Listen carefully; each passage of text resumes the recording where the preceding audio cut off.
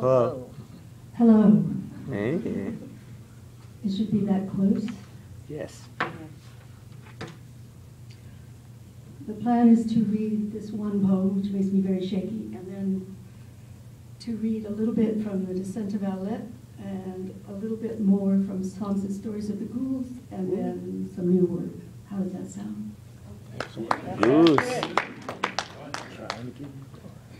To Anselm Hollow. You don't have to take the train. I'll guide you to where they are in a big conversation. Why did my hair get gray? So I could wear this punning diadem, taking you to them, hand on your elbow, only crossing a room. I don't get to stay. Love, brother. So much said, and it's not even sad.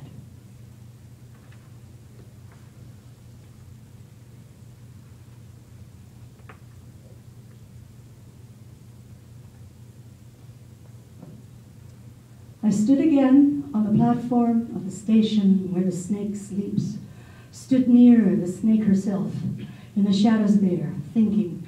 I felt poised to be decisive in some way, but only knew the same decision, get on the next train or not.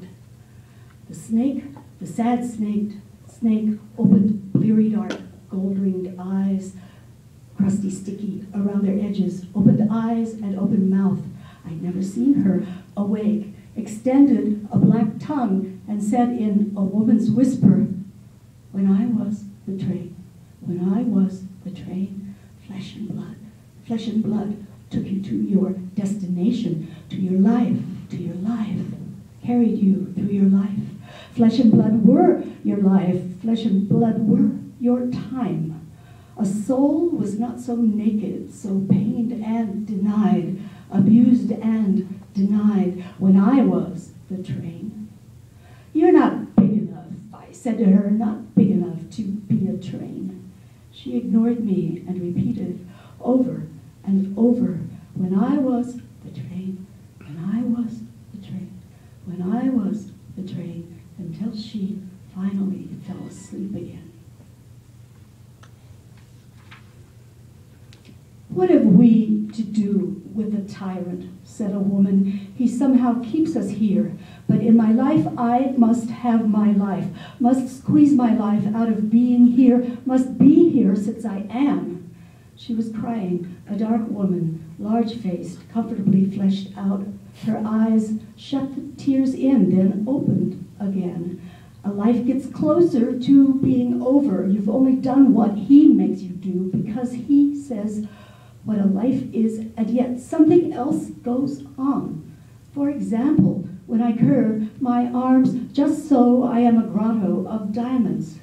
I looked and saw that she was a curved rock wall studded with black faceted jewels. She curved towards me, a dark shining I wanted to stand enclosed by, as if you could stand upright, enveloped by a geode. But no one knows. No one sees, I said. His great failure, the tyrant's failure, and yours too, she said, is to think that achievement must be evident in the light. The black gems spoke now. There were purple-black amethysts among them, small purple lights. What you make is nothing unless it's dark, darker than this, and in the dark, in the great dark. What do you mean? In the dark, made in the dark, reflecting darkness, only darkness. As I stood in a station looking into the tunnel, I saw disembodied lights coming toward us. Then I realized a black train, a solid black train, was arriving at the station.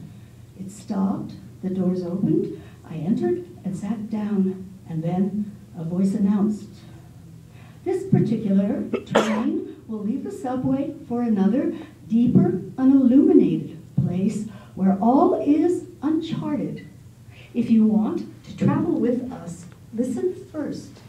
The sides of the train's form will fall away. All will become a darkness in which each of you will also lose form. We can't say what happens then. We don't know how you'll return. It has been done. Stories vary as to what happens. But you will descend into an unknown, unlit world. Decide to stay or leave within the next 60 seconds. I didn't move. The doors closed, the lights dimmed and went out. There was no light within the train except from the station. We looked shadowy, shadowy.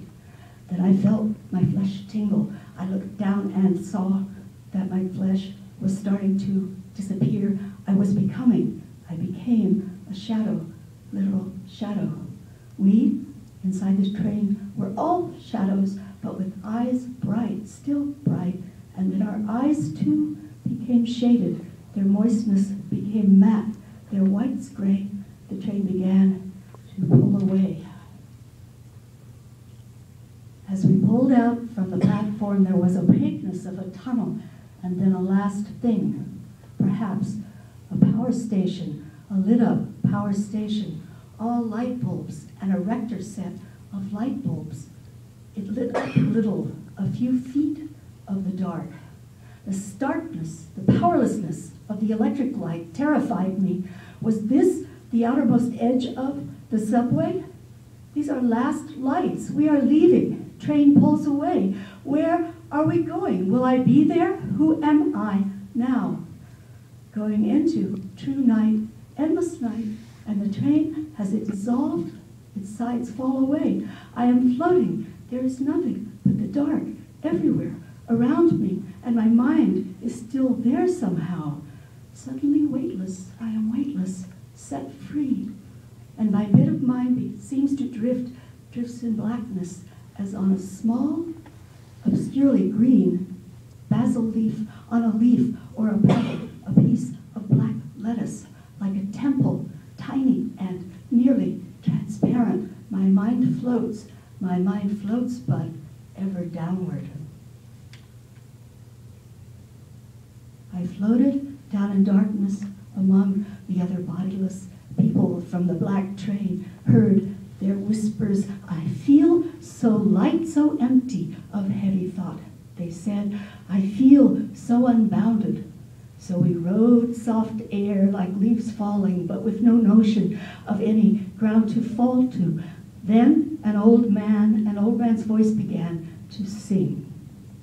When the snake was the train, when the snake was the subway, we entered her walking over her long tongue, and inside her was red and white, and we looked out through clear scales. Inside her was red plush, was bone white, was safe, and we rode her as she slithered through the earth and its darkness, through the earth and its dark smell. We let the snake swallow us, take us into herself. She had no arms to hug us. She gave us her whole body. We were in her whole self, safe in her whole self.